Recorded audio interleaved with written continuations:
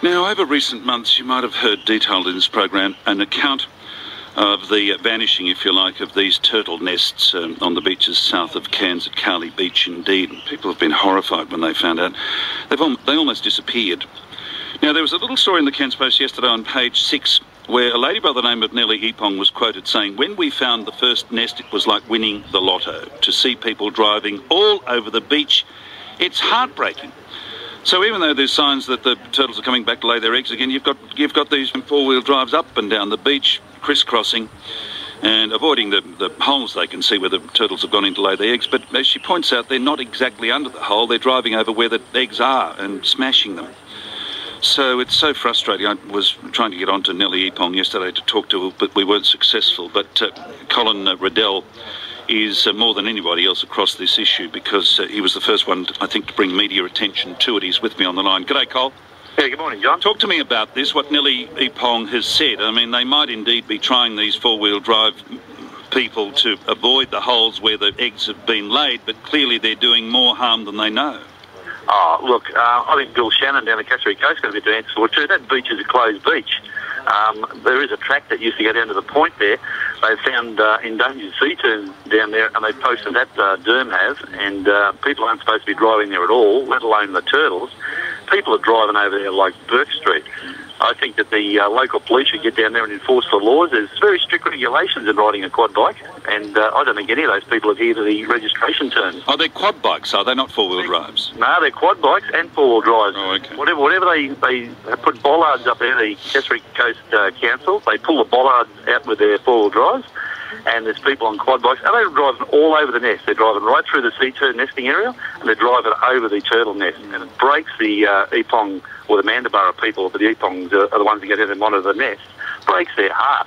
And Nellie rang me up a fortnight ago and said they found 9 nests, and they were over the moon. Now, you know, that's a beach that had 300 nests on it 20 years ago, down to 0 nearly last year, and then they've come back. You know, these animals are fighting all of the floods and the hunting and everything to get up to the beach. And they've noticed too that there's so many bikes that are going up and down Cowley Beach that the vibrations are keeping the turtles from coming ashore because they sense that. And I think that the Epongs down there need some help from the Cassowary Coast Council. They need help from the Innisfail Police. They should get down there and enforce the laws and enforce the local bylaws. People down there are just running rampant on these quad bikes and four-wheel drives, you know, and couldn't care less about the animals, and it's got to stop, John. 300 nests 20 years ago, down to 9. Well, you might say down to virtually 0, but let's stick with down to 9 nests. Wouldn't that be raising alarm bells everywhere? I can't believe this is such a low-profile issue. I can't either, John. And Tony Burke comes up here, and Vicky Darling, Kate Jones, they never go down and see the Mandurah people. The people, look, they're the shining lights of Indigenous hunting. They have a 10-year self-imposed moratorium. They get out and guard these nests. They want those animals to be there for the future. They don't want them there to you know, open a hatch and they come back and kill them. They've got a 10-year moratorium.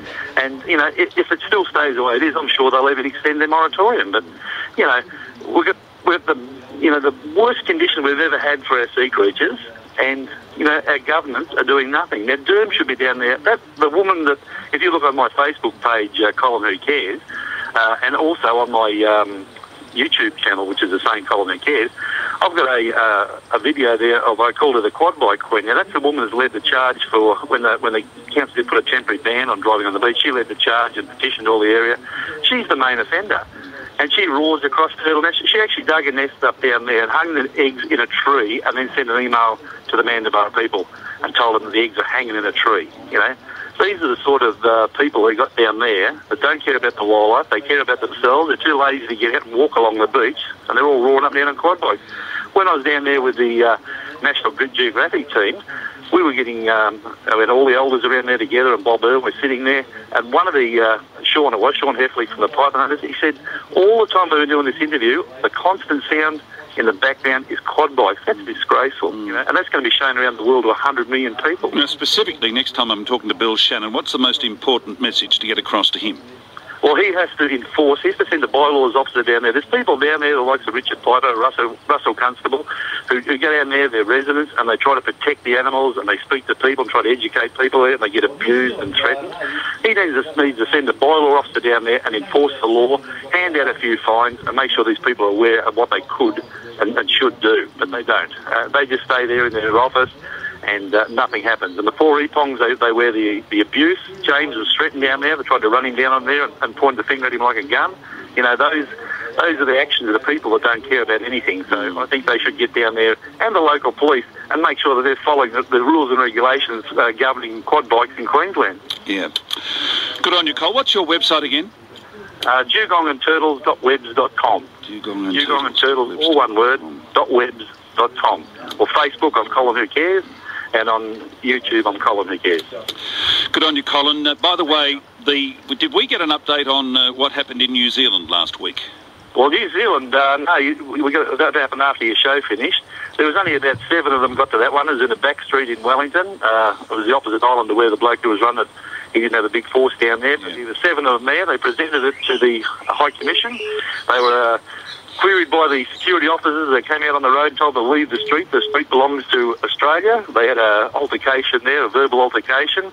TV NZ News, which is the national news for the island, came down and covered the protest.